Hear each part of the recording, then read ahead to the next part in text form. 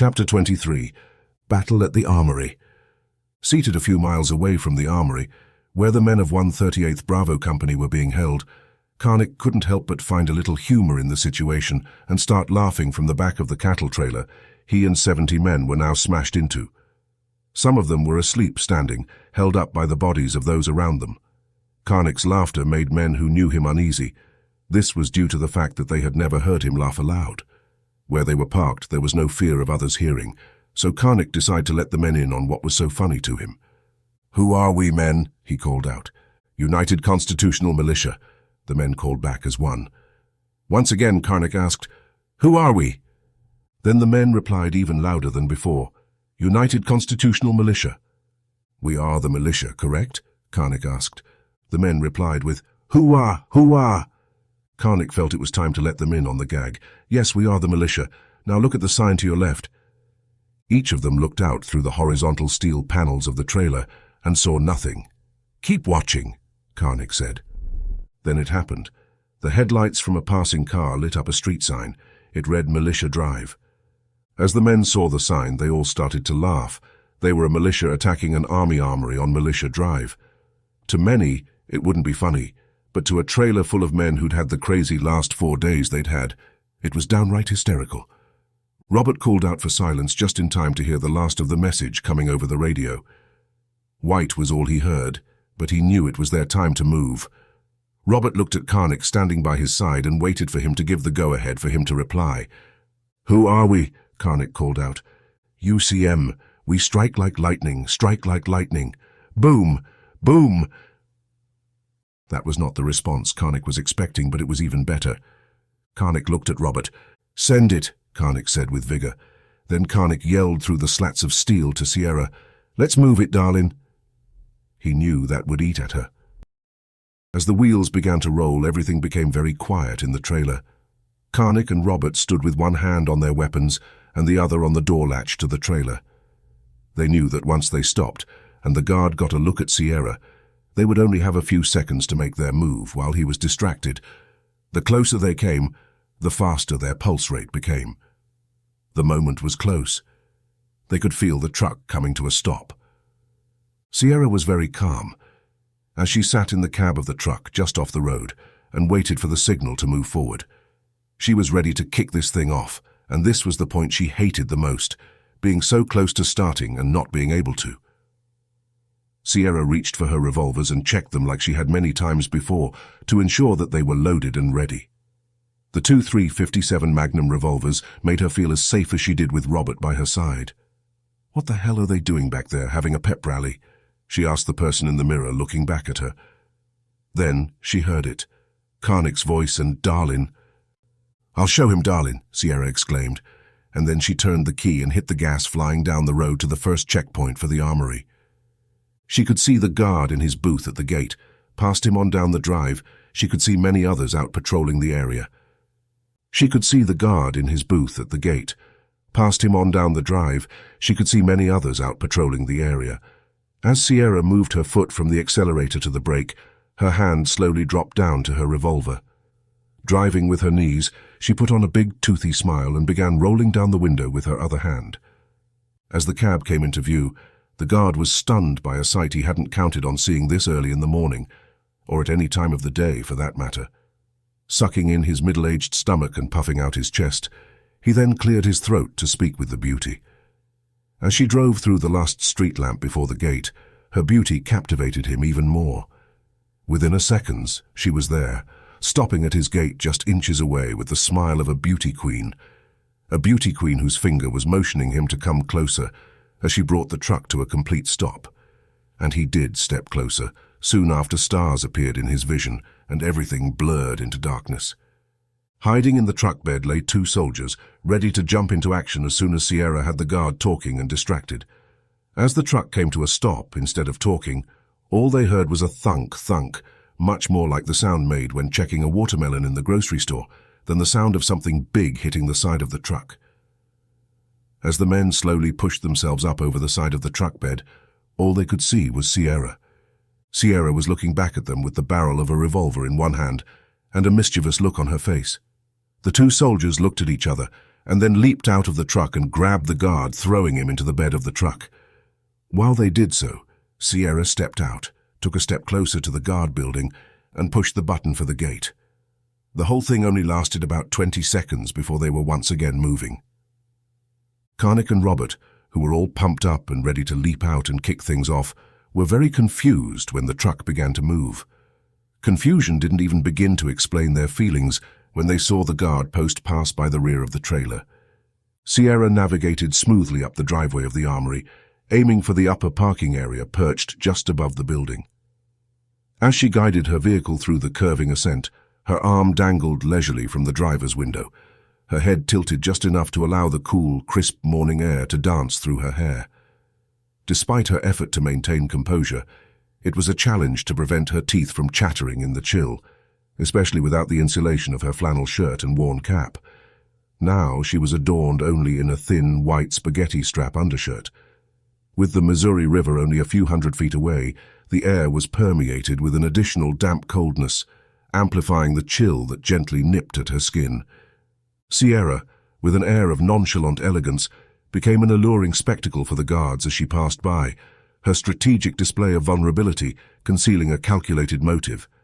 Her skin bore the brunt of the biting cold, a sacrifice she willingly made to divert attention away from the cattle trailer behind her, densely packed with heavily armed soldiers. She acknowledged each observer with a wave, her casual demeanor a stark contrast to the steely resolve simmering beneath the surface. As the parking lot materialized before her, a surge of adrenaline coursed through her veins, fueling her anticipation for the impending operation. The lot, sizable yet only half full, was partly occupied by 5 buses and assorted military vehicles, poised to transport their impending captives. Carefully, she maneuvered around the vehicles, aiming for a position closest to the Armory to minimize the open ground they'd need to traverse. Sierra's mind raced, steadily ticking through the plan, even as her exterior remained composed and serene. Sierra didn't know a great deal about the military, but what she did told her the soldiers' uniforms were unlike any she had ever seen, and something about them felt off. Meanwhile, Karnik and Robert shared a mutual sense of bewilderment. They were wedged among their team, all poised for an explosive entry, having anticipated an immediate need to engage upon arrival. But as the trailer approached the Armory without interruption or gunfire, their initial strategy seemed redundant. From the trailer's dim interior, Karnik could discern the silhouettes of numerous soldiers, yet none approached or challenged them. When the vehicle halted, the 2 leaders swiftly unlatched the doors and were the first to set foot outside, eyes darting around, expecting a confrontational welcome. But as Karnik's gaze settled on Sierra, the pieces clicked into place. Her unconventional appearance had momentarily blinded the guards to the imminent threat. Grateful for the unexpected advantage, Karnik began issuing orders, directing his team into position. Robert, mirroring Karnik's actions, did the same for his contingent. Their initial confusion had now transformed into a heightened sense of alertness, ready to capitalize on the situation. Robert quickly strategized to overpower the personnel responsible for the prisoner transport, aiming to seize their vehicles. Thanks to Sierra's strategic parking, which shielded the UCM troops and obstructed the Armory's view, both he and Karnik enjoyed a crucial tactical edge. With a team of 12 trailing him, Robert sprinted towards the nearest vehicle. Just as he neared its rear, the cold glint of a rifle barrel caught his eye, a barrel that seemed to be aimed straight at him. Aware that positioning his own rifle for a countershot would waste precious seconds, Robert acted purely on instinct. But even before he could properly align his rifle, the deafening crack of a shot rang out, making his heart skip a beat. Robert expected the searing pain of the bullet, the weight of mortality to pull him down, but instead, he felt a sharp, fleeting sting on his right shoulder. The bullet had grazed him, leaving behind a burning sensation but no fatal wound. As his heart started beating again, a surge of adrenaline coursed through him, fueling his momentum. A second shot rang out, but this time it wasn't aimed at Robert. Another member of the UCM had spotted the threat and taken out the soldier aiming at Robert, saving him from a potentially fatal shot. Without missing a beat, Robert continued his charge, using the confusion and the momentary pause of the guards as his advantage. As Karnik led the charge toward the Armory, he was bolstered by the presence of over 60 UCM members at his back. They moved with a unified purpose, their strides soundless, aiming to maintain the veil of secrecy for just a bit longer. But halfway to their objective, a solitary gunshot pierced the air, dispelling any illusion of stealth. Karnik's heart sank, even as he hoped that the shot had come from one of his own, rather than being aimed at them. The clandestine phase of their operation was done, but through the sudden tension, a fleeting thought of gratitude surfaced for the sharp-witted, brown-haired, green-eyed savior who had set them on this advantageous path. Everything felt surreal, as if he was floating outside of his own body. Robert was trapped in a fog of disbelief and shock. Death had seemed certain, but there he stood, pressed against the bus's rear, feeling his heart hammering in his chest again. His eyes fixed on the fallen soldier before him, the man who almost ended his life. The soldier's heart desperately tried to circulate blood to a brain that had been violently displaced, now only managing to produce diminishing rivulets on the asphalt. Snapping his head up, Robert realized just why he was still among the living. There was the one-time college journalist and documentary filmmaker. Sierra was running right at him, with both revolvers outstretched as if they were dragging her along. One was smoking. Robert had never felt so much love for his sister as he did at that moment. With the shock of the last few seconds wearing off, Robert was back in the fight. "Thanks," Robert said, as Sierra positioned herself alongside him at the back of the bus. "When are you going to start taking care of yourself, soldier boy?" Sierra asked, with strong sarcasm in her voice. Shaking his head in response as if to say, "Whatever," Robert began assessing where his men were. With surprise, he saw them closing in on a group of people whose hands were stretched high above their heads and who were screaming, "Don't shoot, we're Americans." Just feet from the wall, Karnik gave a signal for his men to stack on him. As they were trained to do, one after another fell in behind him on the wall. Many had their M4s pointed up high to the roof, while others were pointing their M4s to the far end of the building, and the rest were pointing in every other direction from their new location. Eyes and rifles had every direction covered, yet Karnik knew that one grenade or rocket-propelled grenade, RPG landing close, could kill half of his men. It was never good to have so many bunched up in one area, and from here he had to strategize quickly. Looking back at the line of men, Karnik had it, and he set off for the middle of the line of soldiers along the wall. Stopping only for a second, he tapped two men on their shoulders. "On my command, you are last man for this group, and you are last man this group." "Roger," Karnik asked. Acknowledging the orders Karnik had just given them, both men in unison responded, "Roger."